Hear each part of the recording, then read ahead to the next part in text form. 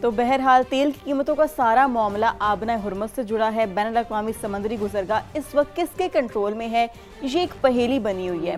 امریکی صدر کہتے ہیں کہ ہرمز پر ہمارا کنٹرول ہے، جبکہ ایران کہتا ہے کہ ایسا کچھ نہیں ہے. صدر ٹرمپ نے ایک بار پھر دھمکی دی ہے اور دعویٰ کیا ہے کہ ایران سے بات ہو رہی ہے اور یہ ایران کے پاس آخری موقع ہے. ویسے امریکی صدر ڈونلڈ ٹرمپ کی جانب سے ہمیشہ اس طرح کا ہم دیکھتے ہیں بیان آتا ہے آخری موقع، لیکن اس کے بعد ہم دیکھتے ہیں کہ سچویشن کبھی نارمل ہو جاتی ہے، کبھی بیک ٹو دا وہی ایک سچویشن ہمیں دکھ رہی ہوتی ہے. تو امید یہ ہے کہ تہران دانش مندی کا مظاہرہ کرے گا. یہ امید کون دکھا رہے ہیں؟ امریکی صدر ڈونلڈ ٹرمپ، اور ساتھ ساتھ دھمکی بھی انہوں نے دے دی ہے. ظاہر ہے Trump has to be Trump. انہوں نے کہہ دیا کہ تباہ کن کارروائی سے پہلے ایک آخری موقع میں دینا چاہتا ہوں. اور صدر ٹرمپ نے کہا ہے کہ معاملہ مثبت سمت میں آگے بڑھ رہا ہے. مذاکرات ایران کی درخواست پر ہم کر رہے ہیں. سعودی عرب، قطر، امارات اور دیگر ممالک نے بھی مذاکرات کو کہا ہے. اس بار ایران مذاکرات کی تردید نہیں کر رہا. امریکی صدر نے یہ بھی واضح کر دیا کہ ایران کو اپنے ہرمز سے گزرنے کی فیس نہیں لینے دوں گا. یعنی کہ امریکی صدر ڈونلڈ ٹرمپ ایک بڑا کانسٹنٹ ہے اپنے اس موقف پہ. اب لیٹس سی کہ اس میں ایران کا کیا موقف سامنے آ رہا ہے. ایران کی جانب سے یہ کہا گیا کہ ایران کشیدگی کو بڑھانا نہیں چاہتا. ایرانی صدر مسعود پزشکیان کا یہ بیان سامنے آیا جس میں انہوں نے کہا کہ ملکی مفادات کا پوری قوت کے ساتھ دفاع کریں گے.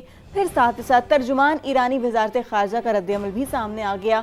انہوں نے واضح کیا کہ امریکہ سے کوئی بات چیت نہیں ہو رہی، کوئی وفد واشنگٹن سے تہران آ رہا ہے، نہ ہی کوئی وہاں جا رہا ہے. تو مذاکراتی ٹیم تہران میں ہی موجود ہے اور کہا کہ آبنہ ہرمز سے متعلق بھی مذاکرات میں امریکہ شریک نہیں. صرف عمان کے ساتھ ہماری بات چیت ہوئی ہے، کوئی نئے سالے سامنے نہیں آئے. علاقائی ممالک کشیدگی میں کمی کی کوشش کر رہے ہیں. تو یہ ہم نے آپ کو دونوں موقف بتا دیے. ایک امریکہ کا موقف ہے جس میں امریکی صدر ڈونلڈ ٹرمپ کہہ رہے ہیں کہ جی اگر ایسا نہ ہوا تو پھر مزید حملے ہو جائیں گے اور ایران بات چیت کے لیے تیار ہے. دوسری جانب ایران کی جانب سے یہ موقف ہے. اب امریکہ سے مذاکرات رویے میں تبدیلی کے بعد ہی ممکن ہے. ایرانی جنرل کی جانب سے یہ بھی کہا جا رہا ہے جنگ نہ کرنے کا واضح اعلان کیا جائے. میجر جنرل رضائی کی جانب سے کہا گیا ہے. بیسکلی اب یہ جو ایرانی موقف ہے نا، یہ ہم آپ لوگوں کو اس لیے بتا رہے ہیں کیونکہ ایک جانب امریکی صدر ڈونلڈ ٹرمپ کا موقف ہے. پھر ہم نے آپ کو بتایا کہ ایران نے مذاکرات کے حوالے سے کہ کسی ثالث کے حوالے سے انہوں نے بات کی ہے کہ ابھی تک کوئی بھی سچویشن ایسی نہیں کریٹ ہو رہی ہے جس سے مذاکرات کی طرف چیزیں بڑھیں. لیکن یہ جو بیان ہے نا ایرانی میجر جنرل کا، یہ بہت امپورٹنٹ ہے. انہوں نے یہ کہا ہے کہ ہرمز سے مداخلت بند کرنا ہوگی. یوکرین کے 3 علاقوں پر حملے کی تیاری تھی، یہ بھی انہوں نے کہہ دیا ہے. اور غلطی کے دعوے پر انہوں نے کہا ہے کہ اس پر جواب پر کارروائی روک کر تحقیقات کر دی. یوکرین کو حملے کی قیمت ہر صورت ادا کرنا ہوگی. میجر جنرل رضائی کی جانب سے یہ بھی بڑی اہم گفتگو کی گئی ہے. تو لیٹس سی کہ سچویشن کس جانب پر آگے بڑھتی ہے. پھر ساتھ ہی ساتھ ایک اور بڑی خبر آپ کو دیتی ہیں. کویت میں زوردار دھماکوں کی اطلاعات موصول ہوئی ہیں. دھماکوں کی آوازیں عراق کے صوبے بصرہ میں بھی سنی گئی ہیں اور دھماکے کے بعد اسی طرح آگ بھڑک اٹھی، جس کی تحقیقات اب جاری ہیں. یہ کچھ مناظر بھی ہیں جو کہ آپ سما کی سکرینز پر دیکھ بھی سکتے ہیں. کویت میں زوردار دھماکوں کی اطلاعات موصول ہوئی ہیں اور ساتھ ہی ساتھ دھماکوں کی آوازیں عراق کے صوبہ بصرہ میں بھی سنی گئی ہیں. تو سچویشن کچھ یوں ہے کہ خطہ جو ہے وہ اسی طرح کی جو ہے نا وہ ہیجان کی کیفیت کا شکار ہے. لیکن پھر وہی بات کہ خطہ کسی نئی جنگ کا متحمل نہیں ہو سکتا، اس لیے دونوں فریقین کو بیٹھ کر ہی معاملات اپنے جو ہے نا وہ حل کرنے چاہیے. پاکستان نے تو ہمیشہ سے یہی کوششیں کی ہیں اور آگے بھی یہی کوشش کرے. بالکل. اور جی امریکہ اور ایران کے ایک دوسرے پر حملے تو رک گئے ہیں، لیکن سمندری گزرگاہ میں کشیدگی ہم دیکھ رہے ہیں مسلسل جاری ہے. لگاتار دوسری رات ہے جہاں عمان کے قریب کارگو شپ کو پروجیکٹائل لگنے کی اطلاع ملی ہے اور برطانوی میریٹائم ایجنسی کے مطابق واقعہ خصف کے شمال مشرق میں پیش آیا ہے. واقعے میں کارگو شپ کا عملہ محفوظ رہا ہے اور اس حوالے سے جو تحقیقات ہے وہ شروع کر دی گئی ہے. اب آپ دیکھ رہے ہیں کہ سچویشن کتنی زیادہ نا ایک طرح سے ہم یہ کہہ سکتے ہیں کہ تھوڑا سا ٹینسڈ ہے.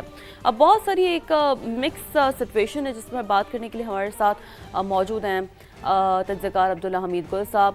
عبداللہ صاحب ویری گڈ مارننگ اور بہت شکریہ آپ نے صبح سویرے سما کو وقت دیا خبر وہی انداز میں کے پروگرام میں. سر کہیے گا ایک جانب تو امریکہ کہتا ہے کہ بات ہو رہی ہے، ایران کہتا ہے ایسا کچھ نہیں ہے اور دونوں اپنے ہرمز پر اپنے اپنے کنٹرول کے بھی دعوے کر رہے ہیں. یہ جو معاملات ہیں عبداللہ صاحب تھوڑا ہمیں سمجھائیے کہ پھر یہ آخر کس جانب جا رہے ہیں؟ بسم اللہ الرحمن الرحیم. صبح بخیر. بہت بہت شکریہ آپ نے مجھے مدعو کیا. دیکھیں جہاں تک تعلق ہے یہ ایک اچھی خبر ہے. سب سے بڑی بات یہ ہے کہ مذاکرات کا مطلب کیا ہے. مذاکرات کا مطلب یہی ہے کہ جو اسلام آباد ڈائلاگ ہے اس کی بنیاد ہوگی، اور کیونکہ ایک ڈاکومنٹ اتنے عرصے میں طے کیا گیا، اس کی شکیں طے کی گئیں، کیا ان شکوں سے ہٹ کے کوئی نئی شکیں آنے والی ہیں؟ تو ہاں، اس میں چھوٹی موٹی رد و بدل ضرور ہوگی. جیسے جب تک کہ پہلے عمران نے بات کی تھی کہ $300 بلین ان کا ایک نقصان ہوا ہے جس کو ظاہر ہے امریکہ اس کا ادا کرے گا، اور اب وہ شاید بڑھ جائے گا، 400 بلین ہو جائے گا، کیونکہ اس کے بعد جنگ میں بہت زیادہ مزید نقصان ہوا، سول انفراسٹرکچر کو تباہ کیا گیا، برباد کیا گیا، وغیرہ وغیرہ. اور دوسری جانب امریکہ جو اب تمام بات چیت ہے اس کے اندر کہیں نیوکلیئر ڈیل کی بات نہیں آتی کہ نیوکلیئر ڈیل کیا ہوگی. پہلے بھی آپ کو یاد ہے کہ 19 اگست کو 2 مہینے جب مکمل ہونے تھے 14 نکات کے، جس کے اوپر شک بشک کام ہونا تھا، اس کے بعد آخری بات جو تھی 2 مہینے کے بعد وہ نیوکلیئر کے اوپر ہونی تھی. تو ایران نے تب بھی اپنی نیگوسیشنز کے ذریعے اپنی شرائط کو منوایا تھا. ایران نیوکلیئر جو ہے وہ نہیں بنانا چاہتا تھا. ایران کا ہیوی واٹر اس ٹائم پہ عمان میں موجود ہے. ان کا تقریباً 12 ٹن فسائی مٹیریل جو لیس انریچڈ یورینیم ہے وہ روس کے اندر موجود ہے. اب اس ساری صورتحال کو اگر سامنے رکھا جائے تو اس ٹائم پہ جو ابھی حالات بنے ہیں اس کی ایک بنیادی جو اس سارے میں ٹرننگ پوائنٹ آیا وہ شہزادہ محمد بن سلمان کا ٹیلی فون کال جو رابطہ تھا صدر ٹرمپ کے ساتھ، وہ تھا جس میں شہزادہ سلمان کی جانب سے کہا گیا کہ اگر آپ نے حملے کیے ایران کے اوپر تو پھر اس سے علاقے میں کشیدگی پھیل جائے گی اور جس کا براہ راست نقصان GCC ممالک کو ہوگا. اس لیے آپ اس قسم کے حملے کرنے سے گریز کریں.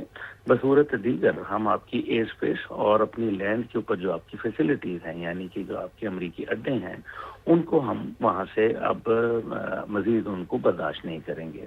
یہ وہ ٹرننگ پوائنٹ تھا میرے خیال میں جو سادہ اور بڑے دو ٹوک الفاظ میں موقف شہزادہ محمد بن سلمان کی جانب سے اپنایا گیا. اور اس کے اوپر ڈونلڈ ٹرمپ صاحب کو پہلے بھی مشکلات کا سامنا تھا، کیونکہ ان کے جو 2 بنیادی مقاصد تھے جس سے وہ ہمیشہ دنیا کے اندر ایک خوف اور ہیبت طاری کرتے تھے، وہ ان کی ایئر فورس تھی اور دوسری ان کی نیوی تھی. جہاں ان کا بحری بیڑا جاتا تھا تو دنیا کانپ اٹھتی تھی، جہاں ان کی ایئر فورس جاتی تھی تو وہ لرز اٹھتے تھے. لیکن ایران کی صورت کے اندر یہ چیزیں انہوں نے استعمال کرنا اس لیے بند کر دیں کیونکہ دونوں بحری بیڑی ہے جو USS ابراہم لنکن اور جیرالڈ فورڈ جب بھیجے تو ان کو انہوں نے نشانہ بنایا جس کے اوپر جیرالڈ فورڈ کو تو بہت زیادہ نقصان پہنچا اور جو ابراہم لنکن تھا وہ 2200 کلومیٹر جا کے دور کھڑا ہو گیا. اس کے بعد ہم نے یہ دیکھا کہ ایئر فورس جو تھی ان کے جو سب سے ایس جہاز تھے، یعنی کہ ان کی ٹیکنالوجی کے جو نمبر 1 جہاز تھے جس کے اندر F-35 تھا، F-15 تھا، اس کے اندر A-10 تھنڈر بولٹ تھا، KC-135 جو فیولر تھے، اسی طریقے سے ان کے جو C-3 جیسے جاسوسی جہاز تھے، یہ تمام کے تمام ایران نے نشانہ بنائے اور ان کے ریپر ڈرونز جو تھے ان کو بھی انہوں نے بہت زیادہ نقصان پہنچایا. بالکل ایسے بہت زیادہ نقصان پہنچایا گیا ایران کی جانب سے بھی ان کو. لیکن عبداللہ صاحب اس میں ایک پوائنٹ یہ بھی تو ہے نا کہ حملے رکنے کے باوجود بھی امریکہ کے اتحادی ملکوں میں کچھ واقعات بھی رپورٹ ہو رہے ہیں. اب ایران کی جانب سے کہا جا رہا ہے کہ کوئی تیسری قوت نقصان پہنچانا چاہتی ہے. اب سب جانتے جب تیسری قوت کی بات ہوتی ہے تو یہ اشارہ کس طرف ہوتا ہے؟ یہ اشارہ اسرائیل کی طرف ہے. کیا کہیں گے آپ؟ دیکھیں اسرائیل تو ہمیشہ سے جو ہے نا وہ اسپوائلر رہا. میں آپ سے پچھلے گزارش کر رہا تھا وہ بڑا ضروری ہے. تو جب ان کی ایئر فورس اور نیوی ناکام ہوئی تو اس کے بعد کیا تھا، انہوں نے میزائل استعمال شروع کر دیے. تو انہوں نے تو کبھی اتنے میزائل بنائے ہی نہیں تھے، ان کو یہ علم ہی نہیں تھا. اس کی بنیاد کے اوپر امریکہ میں ایک نئی بحث چھڑ گئی اور جنرل ڈین کین جو جوائنٹ چیف ہیں اور وائس پریزیڈنٹ JD وینس، وہ انہوں نے کہا کہ جی یہ کام کرنا ہے. ابھی تو ہمیں میزائل سارے ہم استعمال کر رہے ہیں اور وہ ہمارے تھاڈ میزائل 80% ختم ہو چکے ہیں، پیٹریوٹ 60% ختم ہو چکے ہیں اور اسی طرح MCB میزائل جو ہیں وہ ہمارے اس ٹائم پہ 50% سے زائد خرچ ہو چکے ہیں اور جو باقی تھے وہ ہم نے اسرائیل کو دے دیے ہیں. تاکہ یہ جب اب آپ کی بات آ گئی، اب انہوں نے کہا جو ہم نے اسرائیل کو دے دیے، اب اسی دوران میں انہوں نے اڈے بھی اپنے شفٹ کرنا شروع کر دیے.